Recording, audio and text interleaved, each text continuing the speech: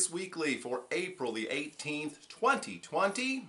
Hope this day finds you healthy and well and coping as best you can. Before I get started, did want to give a shout out to my friends Hagen 2 Cent and Eric Ace of Vegas. Last night I was fortunate enough to be a contestant on a very unusual game show designed by Hog, and was competing against Ace of Vegas, and was very fortunate to come out on top. So, and I think a good time was had by all. As far as I can remember, I had one. So, if you haven't checked out their channel, definitely do that. I imagine at some point, at least an edited version of the live stream will be back up, if it isn't already. So, thanks to them, and for those of you who just can't get enough of me, apparently in a week from Friday, I will be facing off against the champion of England, which will be either the estimable Matt Bridger or the estimable Matrix 2021, Kevin. So they'll be going head-to-head next Friday, and I will be taking on the winner in 2 weeks. So a few sort of technical difficulties all on my end, so hopefully we can get that fixed up before the finals here in 1st of May, I guess. Speaking of a couple of weeks down the line, still going to try to put that show together I talked about last week, the making of Vegas Weekly. We'll see. But definitely a week from Wednesday, put it on your calendar, April 29th, we'll be doing our monthly live stream, not our daily live stream, Mark. So hopefully you can join us. We'll talk about Vegas. We'll talk about whatever you want to talk about. If I come up with some sort of a theme before then, I'll insert that, and we'll have a little thumbnail and a reminder up sometime in the next week or so. So definitely be ready for that. Today's title of today's show is Vegas Light. Sounds a bit interesting.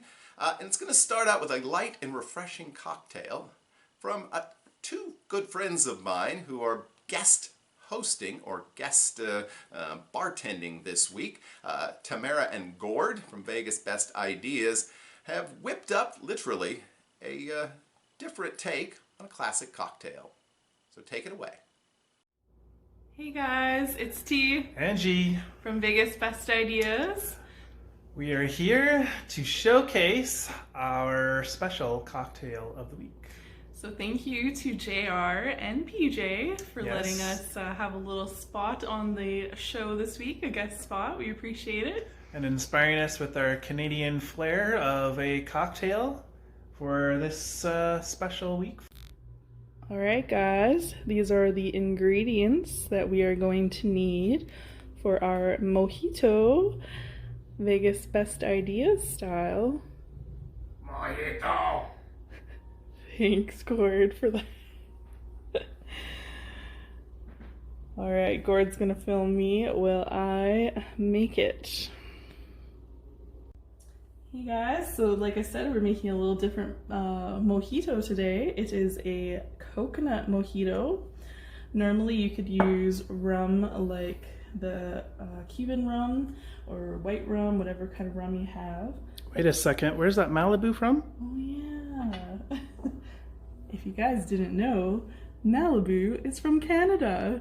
Wow. Coconut rum, of all places. We really put the lime in the coconut, man.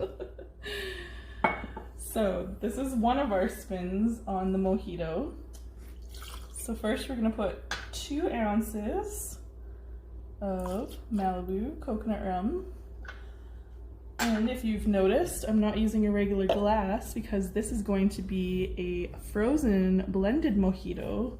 Normally we would use this guy. It's a muddler to muddle the mint leaves. But today we're going to blend them up and they're part of the drink. This is kind of my little creation over the years. So now you're going to add 1 ounce of fresh lime juice. Lime juice is the best fresh, but if you don't have fresh, use frozen limeade. It's a good substitute. Never use the bottled stuff. And then the ingredient, of course, that makes a mojito is fresh mint.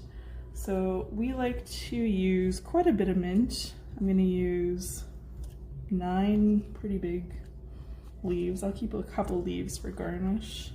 Make sure you wash your mint leaves like you wash everything else. Yes. And your hands, which Tamara washed before she started this process.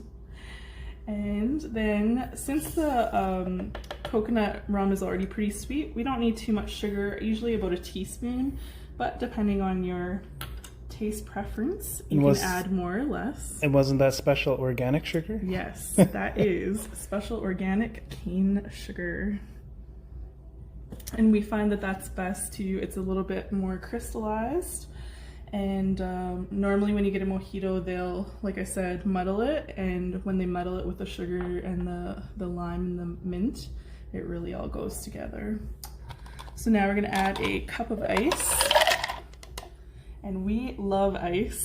So this is why the drink is blended too, because we love anything with extra ice. So if you guys have a blender, some of you have these littler cups. I like using the little style ones if you're just making for a drink or two. But you could make a whole big pitcher of it as well. So it's gonna get loud. Go for it. Woohoo!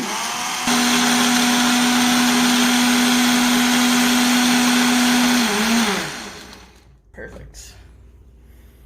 Nice and frozen. It's like it's out of the machines in the Vegas little places that sell the slushes. Yeah. What is it? Fat Tuesday. Yeah, Fat Tuesday. And these are actual cups that we got from Havana, Cuba at the birthplace of the Mojito. So kind of special to us. Let's check out those pouring skills. Oh, my mama, look at that. Oh yeah. Might not be enough for 2 full. Oh, just about. And we'll do PJ style garnishes here. Ooh, look at that. That's Fresh, fancy. Mint and lime. How does it look, guys? Oh, mama. You don't have to do this frozen. You could order this at any Las Vegas bar. Just ask for a mojito made with Malibu instead of regular rum. But you could also ask them to blend it for you. Check that out. Doesn't that look so refreshing? Okay, we're gonna cheers. Cheers, and you gotta remember, everybody, look each other in the eyes when you cheers, or it's 7 years of bad sex. Nobody wants that. Cheers, guys. That was a good mojito. We really liked it, and we hope that you guys will like it. Yes, so please let us know in the comments below what you think.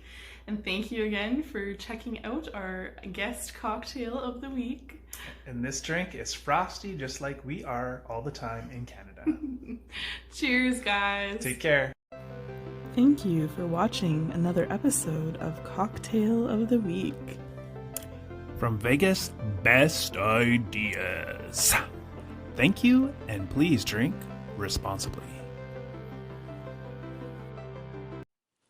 Well, there you go. As I sit here enjoying my morning tea in my Stardust mug, I can't help but think that that would be a delightful and refreshing cocktail. So definitely have to try that one out.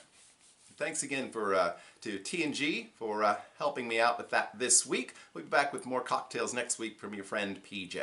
And speaking of PJ, part of this week's news segment was suggested by him, and talked about what would a Vegas casino look like reopened, and with the suggestion, or in some cases the demand, that people wear masks, how would casinos deal with that? So I've been doing a little bit of reading, and as a departure point, I read an article in the Review Journal this week talking about the reopening of the casinos in Macau. If you're not familiar with Macau, it's actually the biggest gambling destination in the world in terms of the amount of money and revenue that is generated there, larger than Las Vegas. It's located in China, and of course it has sort of the locals casino for all of China. So it doesn't get nearly as many visitors from overseas, or certainly from the United States. If any of you have been there, I would love to hear what your thoughts are on visiting Macau. In some ways, it's just, from the visuals, it's just a spectacular place, but it's also very different from Las Vegas. That being said, it has some of the same casino operators there, including MGM, Wynn, and Sands, which has the Venetian and Palazzo. So how they've reopened and the way those casinos are functioning in this time of crisis might be an indication of how Las Vegas would look if it reopens. Now, I'm not going to get into the politics of this. We've heard enough heat and maybe not so much light over the last few days as it is about things reopening. Some folks would like to throw the doors open tomorrow. Others are like, no, we can't open anything until we get a vaccine and everyone's vaccinated. Well, I don't know which one of those people is right. The answer is probably somewhere in the middle, but doesn't matter what I think. The reality is sometime, probably between the next 6 weeks and next 6 months, we're going to see some kind of a phased reopening of not just Las Vegas, but a lot of restaurants, bars, clubs, that sort of thing. So how Macau has dealt with this might be a clue of what a Vegas hotel and casino experience would be like in this temporary, we hope, Vegas light. For one thing, and this goes back to what PJ mentioned, all of the patrons and employees are required to wear a mask. We can argue the effectiveness of masks, but that's a reality there. And obviously China has more of a tradition of wearing masks anyway. But I wouldn't be surprised to see that required of guests in the casino as well, which would certainly be a big change of pace. Because as PJ pointed out, we don't want you wearing no masks. Even at Halloween, no masks, okay? We need to have your facial recognition software going, particularly if you're sitting there playing a table game. And speaking of which, once you get into the casino, and that's not a simple process either, because you actually have to submit to a quick health screen. Answer a few questions about whether you have any symptoms or have been in contact with people who do, and have your temperature taken. No, don't get weird ideas. They just use one of those infrared thermometers, which I don't know how accurate they are sometimes. In the heat of the Las Vegas summer, they might create some false positives here. But assuming you pass your health screen and you enter a very different casino, probably one significantly cleaner and fresher than the one you saw on your last Las Vegas trip, because undoubtedly there will be much higher levels of cleaning and sanitizing going on all around you. It may also look a bit sparse. It's fairly trivial to do this, and whether they will, I don't know, but it'd be fairly trivial to simply space out the slot machines 6 feet apart, and there you go, there's your social distancing. If you're there with a friend or lover and you enter the casino, they might not be allowed to simply hover behind you and watch you. That's probably going to be something prohibited. You certainly won't be able to do that at the tables. And if there are tables, and if there are masks. In Macau, tables which normally seat 7 people are only allowing 3 people there. That kind of cuts into the camaraderie of it, and people are constantly sanitizing chips and dice and cards. That would kind of slow down the pace of play, which some people might enjoy. But it's certainly not nearly as sociable. If you check into your hotel room, again, it'll probably be nicer and cleaner than you ever remember. There'll probably be little reminders inside the room of things to do and not to do while you're there, and how if you're sick, you should probably just stay in the room because they're not going to like you otherwise. If you get hungry and have to go down to the casino, there's probably going to be very limited food options. There are in Macau. There might be a sort of Uber Eats version of room service available from a restaurant or two. There might be a food court with just a few tables spaced well apart. But you're not likely to see a lot of buffet restaurants, and you're not likely to see any buffets anytime soon. In fact, the traditional Las Vegas buffet is probably dead. And that doesn't mean that something like Bacchanal or Wicked Spoon might not reopen with a similar format of small plates and requiring people to give you the food instead of you simply taking it. But, you might want to think back on the last time that you spooned up a plate full of powdered eggs or lukewarm mashed potatoes and served yourself, because that's probably not going to happen again. Will there be shows? Probably not much. I don't know. How would you do concerts? How would you do the pool? I can't imagine the pools are going to be open initially, or that there certainly will not be pool parties, day clubs, night clubs where people are packed together so tightly. The spa, maybe. I don't know. Shopping, probably in some form, if that's what you go to Vegas for. But as you start thinking about it, it doesn't feel nearly as much like Vegas. Will the Bellagio fountains go off? Maybe. But you'll probably be discouraged from loitering in front of them. Same thing with the Mirage, same thing with the light show downtown. And don't imagine that every casino is going to be open. Maybe most of them downtown, but you know, if Caesars reopens, they might only reopen 1 or 2 properties. The same thing with MGM. So the Strip may be a very, very different place. And keep in mind that if they really are health screens, going from casino to casino is not going to be nearly as easy and simple as it used to be. You have to pass a health screen every time you walk in and out, which I know some of us, myself included, love to casino hop. In fact, that's one of the things we like about downtown and certain parts of the Center Strip, is that it's so easy to do. So your favorite hotel might not even be open. Your favorite restaurant may not be open. Some of the activities that you like to do when you go to Vegas outside of gambling may not be available. And speaking of gambling, is there going to be drink service? I think I speculated that that probably wouldn't happen either. Maybe there'll be a bar or 2 open, again with limited seating, because they don't want you too close together. I could see sort of pre-mixed bottled or canned cocktails being the norm, but expecting people to mix up a verbena for you on your first return trip to Vegas is probably not very realistic. Now, how long this Vegas light lasts, I don't know. Could it last another 6 months until we feel that we've sort of licked this virus? I don't know. Pun not intended. Please don't lick the virus. And so I guess the question, as you think about that experience, that's not... We talk about, we're going to go to Vegas, we're going to just eat crappy food and drink a lot and gamble, and that's all I go for. And for the vast majority of people, that's not true. It's not just that experience. Unlike Macau, which gets the largest percentage of its revenue from gaming, Las Vegas, that number's been shrinking over the years. So while those of us who, our friends, coworkers, and family members say have a Vegas problem, probably want to return to check out Vegas Light just to see what it is, just to have that experience hopefully just once, and just to support what for many of us has become a second home. But will the others come? There's polls that have suggested that even if it were available, very few people today would be willing to go to a sporting event, would be willing to fly on a plane, would want to go to a movie theater or a concert. And since the vast majority of people in Las Vegas are traveling on a plane, that doesn't speak well for the at least short-term success of any reopening. So we will see. And certainly you're not going to have all of the people who were employed a couple of months ago in the casino industry coming back, because you're not going to need nearly as many people.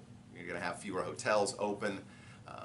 Again, restaurants won't. A lot of restaurants will not be open. Nightclubs, and a lot of the jobs inside the casinos and hotels are going to revolve around screening and cleaning. So that's a very different kind of job as well. So there you go. I'd really be curious to hear your feedback. Would you go to Vegas Light if it were open in 90 days or 120 days? Or are you going to hold out for the full Vegas experience whenever that returns? Thoughts to think of on this day. The other reason I wanted to call this show Vegas Light is I wanted to keep it a little bit shorter. I tried to do it last week, and of course then I just rambled on for too long about the news of the day, but I thought it was worth speculating on and thinking about. Today's day in Vegas history is an interesting one. It was literally today, back in 2007, that Red Rock Hotel Resort Casino opened up out in Summerlin. It's about as far away from the Las Vegas Strip as you can get. You know, there's a few farther away, but it also is, to some of us, probably the nicest off-strip property, located out in Summerlin, which is a beautiful planned community, very upscale. So there's a lot of shopping and retail and restaurants and things like that in the area. The Red Rock Canyon, which it is named after, is very close by and definitely a great way to spend a few hours out of doors, away from Las Vegas when you're in Las Vegas. And it is that kind of a property. It could really be a resort anywhere that just happens to have a casino, but it's a first-class operation. I've been there a few times, have not had the privilege of staying there, but the people that I know that have stayed there love it. It's got all the amenities you could want. So want to congratulate Red Rock Casino on its 13th birthday today, and if you ever get the itch to head out that way, it's definitely worth a visit. Now, this week's Vegas tip or trick is either number 4 or 5. I'll have to check. I think we're up to number 4. We're going to talk about another one of the top 10 Vegas tips or tricks, and this one involves rooms again in Las Vegas, because one of the most common questions I get is, hey, should I stay at this room at Bally's or this room at Luxor? Sometimes it's literally that question. And I would tell you, here's a tip. Stay right here on the YouTube after you finish watching this broadcast and like, comment, and subscribe. And search for the room type that you're talking about, because there are literally thousands of room walkthroughs, room tours, room reviews. All of us, pretty much all of us that do any kind of Vegas vlogs, do what we sometimes call the obligatory room tour. And so you can almost certainly find at least a handful, and in some cases dozens, of people that are going to show you the rooms that you're interested in staying in. So you don't have to just go by the pictures in the hotel brochure or online or little short pieces. You can get real, honest reviews from your fellow travelers. A couple of things to make sure you look at here. Make sure the review is fairly recent, because hotel rooms do have a tendency to, shall we say, decay quickly. At least some of them do. So you want something that's a review within the last couple of years. And not only that, but you see a lot of room renovations. So a room that didn't look very good 6 years ago might have been fully renovated and might be beautiful today. So look at the date of those room tours, and that'll give you a lot more useful information. So if you just love the idea of checking out a lot of different room tours, Vegas Paradise is a good channel. He does usually at least one different room tour a week.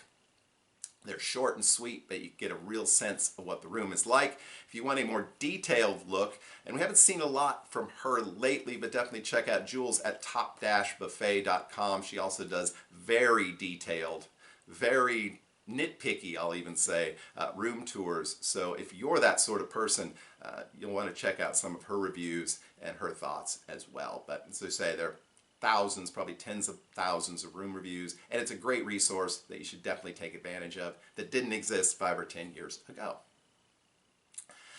And this show didn't exist 5 or 10 years ago. So thanks to all of you who support the show on a weekly basis. Obviously, if you'd like to check out our store, we still have the mugs, t-shirt, and magnet available there. And we may be doing some more fun sort of things with that coming up in weeks to come. I mentioned we'll be back next Saturday with another show and a live stream on April 29th, so mark your calendar for that. Until then, guys, I hope that you have a great, healthy, and lucky week, and we will see you soon.